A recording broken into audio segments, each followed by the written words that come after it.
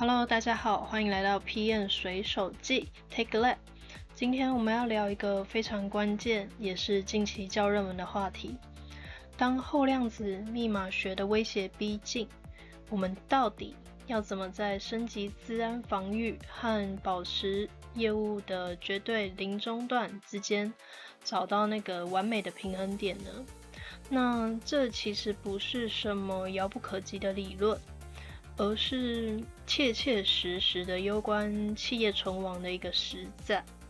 我们今天就会来层层拆解，看看怎么把这看似科幻的技术债直接翻转成我们在市场上的长期合规竞争力。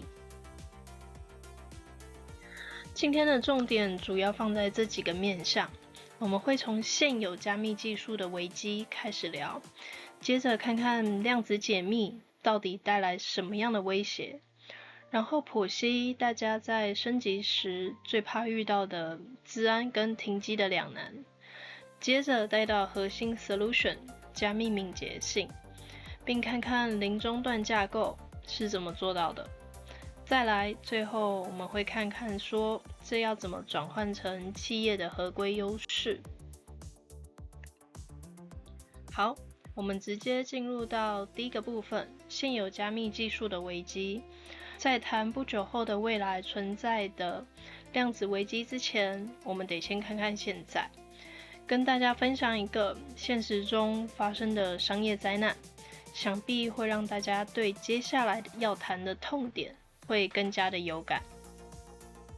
好，这里的数字7代表的可不是一般我们联想到的 Lucky 7，而是说整整7个小时的灾难性服务停摆。举个大家生活中比较常接触到的，在一线面对大众生活财产的产险公司，我们就先以圈圈产险来称呼它好了。他们就这样经历了这么严重的业务中断，那你猜原因是什么呢？绝对不是像电视剧里演的跨国的骇客发动的攻击，居然只是因为他们后端资料库的加密金钥过期了。没错，就是这么的简单。他们明明有安全模组去保护这些金钥，却偏偏少了一个有效的生命管理机制。结果呢，资料库的群组一拒绝存取，对外的服务瞬间大瘫痪，商业损失简直是难以估计。这真的是一场非常惨痛的教训啊！所以我们得弄清楚，为什么区区一个金钥过期会造成这么庞大的影响。大家一定要记得这个铁律，可以说是没有加密，资讯安全就少了一个缺口。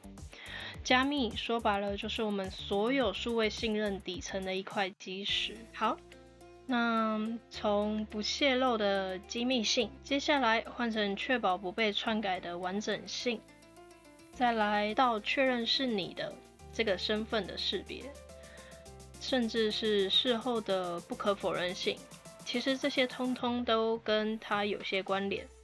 那一旦失去可信任的加密，任何数位服务基本上就失去了外衣，无法安全的运作。好，其实回头看看，最让人毛骨悚然的事情是，你知道吗？这整套看起来很先进的资安基础，其实是建构在距离现在20-30年前的数学演算法之上。你可以想想看，1977年的 RSA。1985年的 ECC， 甚至是1995年的 SHA-1， 也就是说，我们现在用来保护机密资料的防线，其实可以说是上个世纪的产物。而现在这些老旧的防线，面对一个前所未有的巨大挑战。到了第二部分，量子解密的威胁。这其实就像是正在倒数计时的定时炸弹。我们刚刚聊到的产险公司只是局部宕机，但量子运算带来的是说，可以说是全球的系统性的风险。这边最值得大家注意的地方是，我们现在正面临极度不利的时间差，很多攻击者已经开始大量的采用一种叫做现在窃取、未来解密，也就是 HNDL 的策略。他们现在拼命收集、囤积这些目前破解不了的加密资料，等着未来量子电脑一旦成熟，就一次性的全部解开。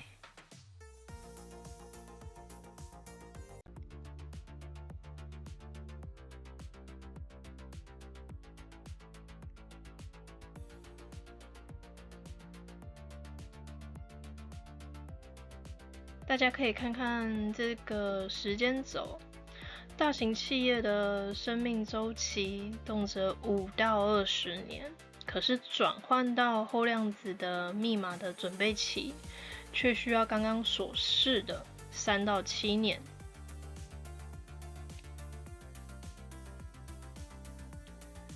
其实这2个时间一叠加，就代表了什么？代表了我们多达8至27年的超级空窗期。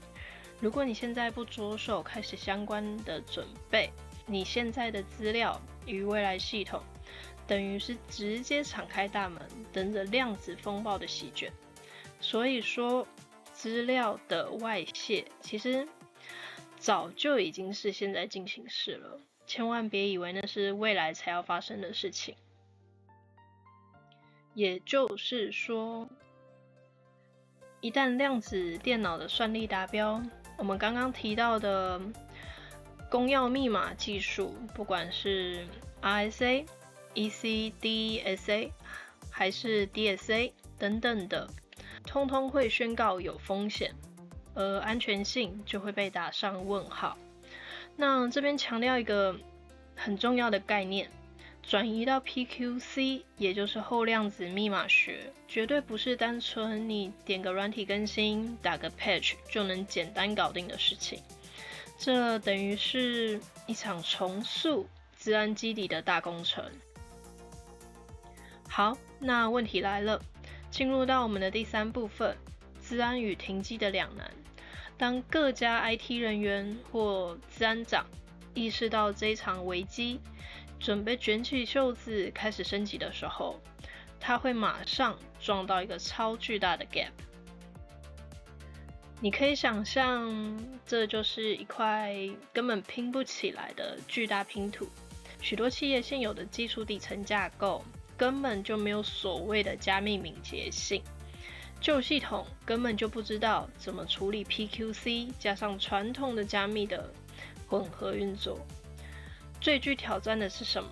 很多时候，你们的加密金钥和凭证是音编码，也就是说，它是写死在底层架构跟应用程式里面的。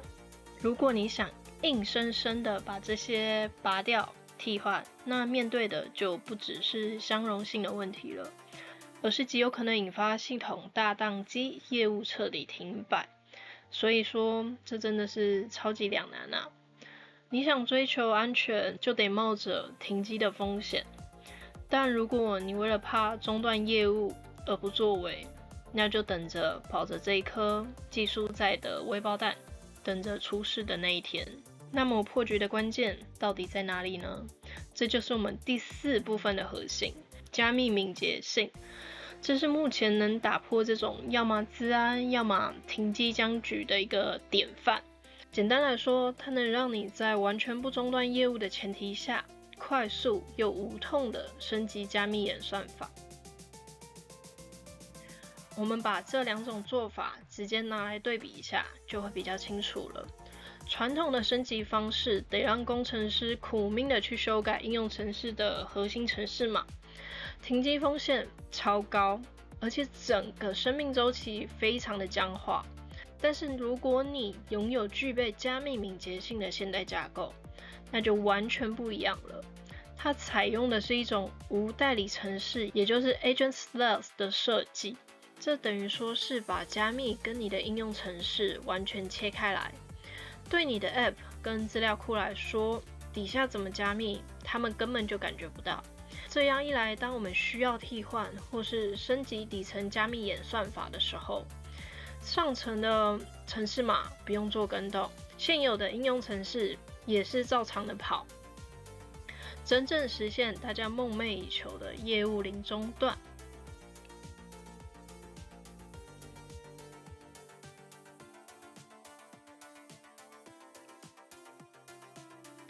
好，那我们了解了加密敏捷性的重要性之后，我们进入到第5部分，零中断架构。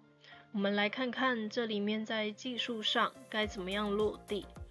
我们看看怎么样既能防御量子威胁，又不会重演烧着那家产险公司7小时大宕机的状况。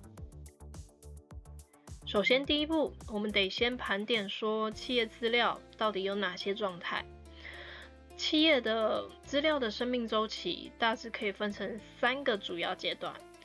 第一个是静态资料，也就是存在硬碟跟资料库中没有正在使用的。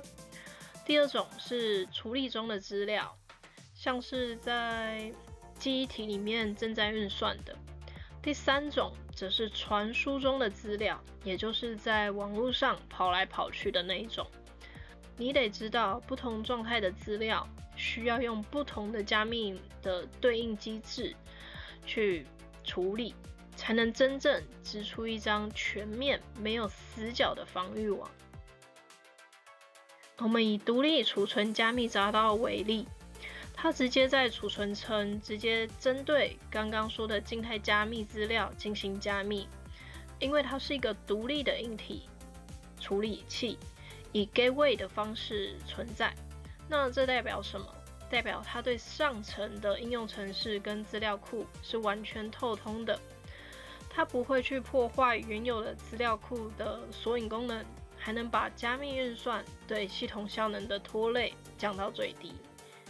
这完美达成了不改扣、不降速、不中断的3大目标。说实在的，这对 IT 团队来说绝对是个超级救星。你再也不用因为升级一次加密就在那边提心吊胆的怕整个系统挂掉。当然，光有加密闸道还不够，真正不可或缺的灵魂是金钥的生命周期管理。这个流程非常的严谨。第一步，透过 KMS 生成金钥，并用硬体安全模组 HSM 好好的保护起来。第二步，在安全的环境下执行加解密的运算。第3步，实施严格的身份控制管理。还有最后一步，完整的保留所有的监控日志供稽核使用。当你把这些关键的角色完美的结合在一起的时候，你不只拥有了加密敏捷性，更是拔除了当初那间产险公司有金钥却没有管理的病根，让系统稳定跟安全可以兼得。好，那到了最后，我们第6部分，合规竞争力的转换。听了这么多技术架构，对高阶主管来说，最重要的部分肯定是说，这对公司的商业价值到底在哪里？答案很简单，就是要帮企业把庞大的技术债直接翻转在市场上，变成合规竞争力。为什么这么说呢？其实，因为各国政府已经把量子威胁拉高到国家安全以及数位主权的层次了。你看，美国联邦政府已经强制要求旗下机构开始 PQC 的迁移。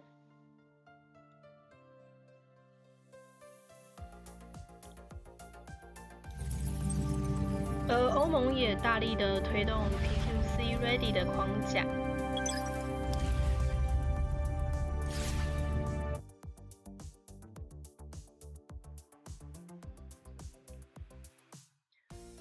英国更是决定了 deadline， 设定说2035年为绝对要完成的目标。再看看我们亚洲，日本、韩国、新加坡、马来西亚，甚至我们台湾，都已经重视这个议题，并启动了相关联的计划。